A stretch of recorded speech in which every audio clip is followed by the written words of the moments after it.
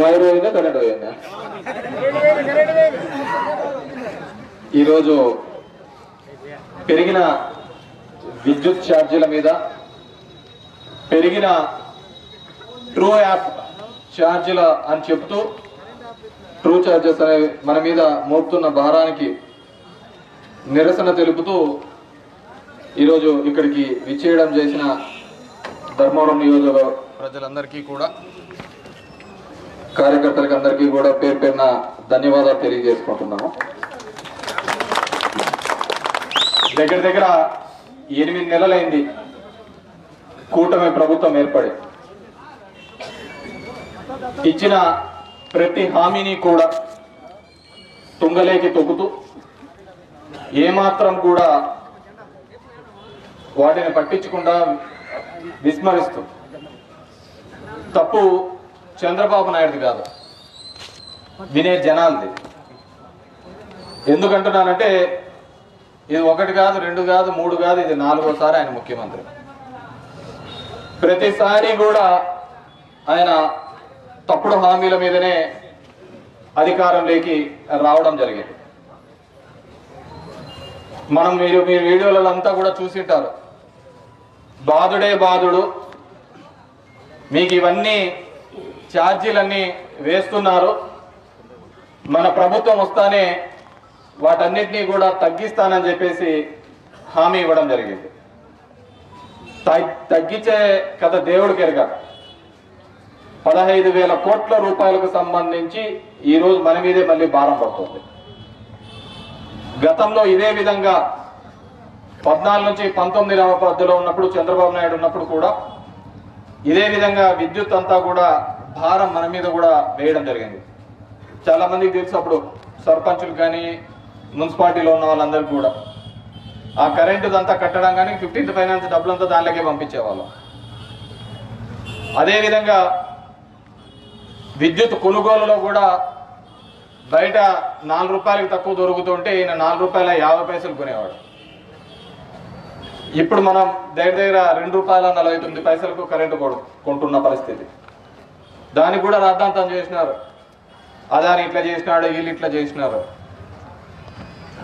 కాబట్టి మనమందరం కూడా ఆలోచించుకోవాల్సిన అవసరం. చంద్రబాబు నాయుడు చెప్పినాడు, ఆ కూటమిలో పార్ట్నర్ అయినటువంటి ప్రశ్నిస్తానని పెట్టిన పార్టీ అయినటువంటి పవన్ కళ్యాణ్ గారు చెప్పినారు, ఏంటి కరెంటు ఛార్జీలంతా ఎలా పెంచుతారు, దీనికి ఎవరు అని చెప్పేసి ఊక్కుంటా మాట్లాడినాడు. ఇప్పుడేమో మౌనవ్రతం పాటిస్తున్నాడు. ఈ విధంగా ప్రతి అంశంలోనూ కూడా దగా చేస్తూ, ప్రజల్ని మోసం చేస్తూ ఉన్న ఏకైక ప్రభుత్వం ఏదైనా ఉంది అంటే ఒక్క కూటమి ప్రభుత్వమే అని చెప్పేసి చెప్పచ్చు. దీనికంతా ఆయన చెప్పేవాడు, బటన్ నొక్కేది ఏముంది, ముస్లాం కూడా ఒత్తుతాది బటన్ అని చెప్పేసి. మళ్ళీ ఈ ముసలోడు ఎందుకు ఒత్తలేకపోతున్నాడు?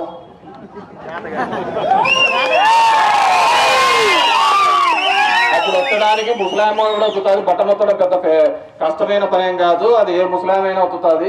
మరి ఈ ముస్లాం ఎందుకు ఒత్తలేకపోతున్నాడు? ఎన్ని హామీలు ఇచ్చినది, నోటికి వచ్చినట్టు చెప్పుకుంటూ పోయినాడు. యాక్చువల్గా నేను ఆ హామీల గురించి ఇప్పుడు సంవత్సరం తర్వాత నుంచి మాట్లాడాల. పేదలకు చేయాలి, చెప్పిన మాట నిలబడాలా అని చెప్పేసి మన అప్ప. ఏదైనా చెప్తా అంటే సార్లు ముందు అధికారం లేకొస్తుందని ఈ అప్ప. జనాలు ఏ అప్పని నమ్ముతున్నారు? అబద్ధాలనే నమ్మినారు. ఈరోజు అంటున్నారు మాకు ఇవి పెంచినారు, ఇవి పెంచినారు అని చెప్పి. జగన్ రెడ్డి శిలకకి చెప్పినాడు. ఇవి కాదయ్యా, ఉంటే నాకంటే పెద్దగా ఆలోచించి చేసే వాళ్ళు ఎవరైనా ఉంటారో, నేను ఏదైతే చేయగలుగుతానో అది మాత్రమే చెప్పగలుగుతానో, ఏదైతే చెప్తానో అది మాత్రమే చేస్తాను అని చెప్పేసి. ఇది ఒక పిల్లలకి 18,000 ఇచ్చానంటే 15,000 ఇచ్చానంటే నీకు 15,000, నీకు 15,000, నీకు 15,000. ఎవరికి 15,000 కాదు కదా, 8,000 ఇచ్చింది అట్లా 18. ఇంకా అవన్నీ ఇవిగా. ఆ విధంగా ప్రతి సందర్భంలోనూ కూడా మోసపోయినా దగాపన్నాం అనే మాటలు అనేది లేదు. ఎందుకంటే ఒకసారి కాదు, 2 సార్లు కాదు, ఇంతకుముందు చెప్పిన 4 సార్లు మనకు తెలిసి నెత్తికి తెచ్చుకున్నాం కదా ఈ సమస్య. నేను ఎప్పుడు అంటా అన్న వీళ్ళకు లేదు అంటే జనం దగ్గరికి ఎందుకుందంటే మాకు పెద్ద బలహీనత, వాళ్ళ తరపున మనం పోరాడాలి కదా, వాళ్ళ తరపున మనం ఫైట్ చేయాలి కదా, వాళ్ళ తరపున ఇది చేయాలి అంటే వాళ్ళ తరపున మనం అన్నీ చేస్తున్నాం. కానీ వాళ్ళు మనల్ని వద్దనుకొని అవతలికి పోయినారు కదన్నా, వాళ్ళకి వీళ్ళ గురించి తెలియాలి కదా, వీళ్ళ గురించి తెలుసనే కదన్నా. లేదు లేదు ఇప్పుడు చూడు 6 నెలలు 8 నెలలు అయింది, అప్పటికే రోడ్లకి తిప్పుతున్నాడు. అప్పుడు అధికారంలో ఎప్పుడు ఉండలే, అందరినీ ఇంటికి పంపించారు. కాబట్టి అందరినీ కోరుకునేది ఈరోజు ప్రజలు మీరు ఆలోచించండి, ఏ విధంగా ఈ రాష్ట్రాన్ని సంపద సృష్టిస్తానన్నాడు. నాకు తెలిసి మొన్నటికేమో లక్ష కోట్లకు తెచ్చినాడు, మనకు లక్ష కొట్టినాడు. అతని సంపద ఆ విధంగా ఉంటుంది. నోటికి వస్తే అబద్ధాలు ఆ సందర్భాన్ని దాటేసుకుంటా పోతాం. మనకు అంతే.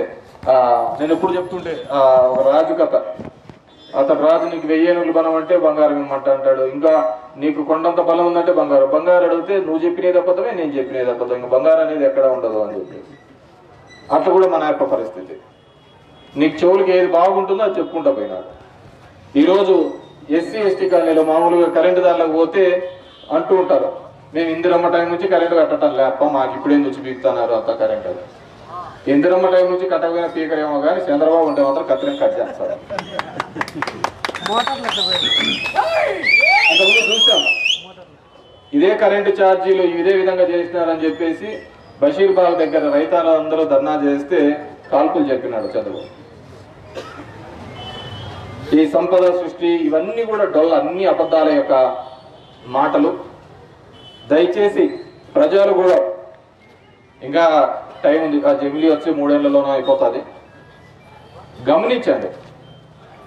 రాజకీయాలు అందరూ చేస్తుంటారు, ఓట్లకు వస్తుంటారు, పోతూ ఉంటారు, అందరూ చేస్తుంటారు. కానీ మనం అందరం కూడా గమనించాల్సింది ఏంటంటే, ఎవరు ఈ రాజకీయ చరిత్రలో ఒక చెప్పిన మాట కోసం పరితపించి పనిచేసిన నాయకుడు ఎవరైనా ఈ దేశంలో కానీ రాష్ట్రంలో ఉన్నారు అంటే అది ఒక్క జగన్మోహన్ రెడ్డి గారే.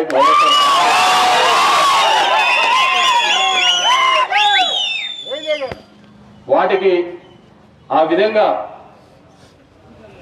నికాచిగా చెప్తూ ప్రజలే పోతాం. నేను అన్నాను జగన్ రెడ్డితో, అన్న సత్యహరిచంద్రుడు కూడా ఇట్లాగే సత్యం నిజం చెప్పని చెప్పేసి ఆడ పోయి కాటికాబరై కూర్చున్నాడు. నిజాలు ఎవరికి నచ్చవున్నా అబద్ధాలతో పోతూ ఉంటేనే చూడు, చంద్రబాబు 4 సార్లు అయినాడు, అందరినీ చేసుకుంటూ పోతున్నాడు. 30,000 మంది అమ్మాయిలు మిస్సింగ్ అంటారు, మన ఎవరు మిస్సింగ్ లేదని వాళ్ళే చెప్పారు. 25,000 టన్నుల డ్రగ్స్ వచ్చినాయని చెప్పారు. మొన్న చూస్తుంటే అదేదో పొట్టు వచ్చిందని చెప్పారు వాళ్ళు, సిబిఐ వాళ్ళు. అవన్నీ ముందే తెలుసు వాళ్ళకు, ఎలక్షన్స్ టైంలో చెప్పడం. ఎందుకంటే మనకు అవుతుందని ఎలక్షన్లు అయిపోయినాక సిబిఐ వచ్చి అదంతా ఏంది లేదంటే ఉత్తుతో మాట్లాడు. మరో తప్పుడు ప్రచారం చేసిన వీళ్ళనేమన్నారు. కాబట్టి మీకోసం మేము అధికారంలో ఉన్నా లేకపోయినా జనం కోసం పోరాడే నాయకుడు ఎవరైనా ఉన్నారు అంటే అది ఒక్క జగన్మోహన్ రెడ్డి గారు, వైఎస్ఆర్ కాంగ్రెస్. చాలా మంది ఇప్పుడు దానిల కోసం దీనిల కోసం అటు ఇటు దుక్కుతా అంటారు. నేను ఎప్పుడు అంటున్నా, ఒక మనిషికి ఎప్పుడైనా కానీ ఒక కష్టం వచ్చినప్పుడు నిలబడితేనే వాడు నాయకుడిగా ఎదుగుతాడు. కష్టాలు ఇచ్చినప్పుడు వంగిపోయి అంత బాగా జరుగుతున్నప్పుడు నేనే హీరో అంటే వాడు నాయకుడు కాదు. సో ఇలా పోయిన వాళ్ళను చాలా మంది నాయకుల్ని తయారు చేసిన పార్టీ వైఎస్ఆర్ కాంగ్రెస్ పార్టీ.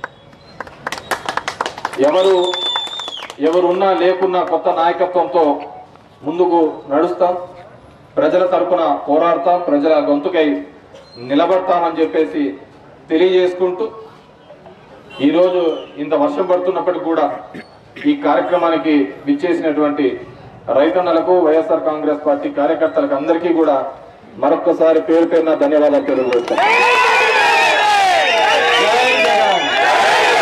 జై జగన్, జై జగన్. పెంచిన విద్యుత్ ఛార్జీలు వెంటనే, పెంచిన విద్యుత్ ఛార్జీలు వెంటనే, పెంచిన విద్యుత్ ఛార్జీలు వెంటనే. Thank you very much.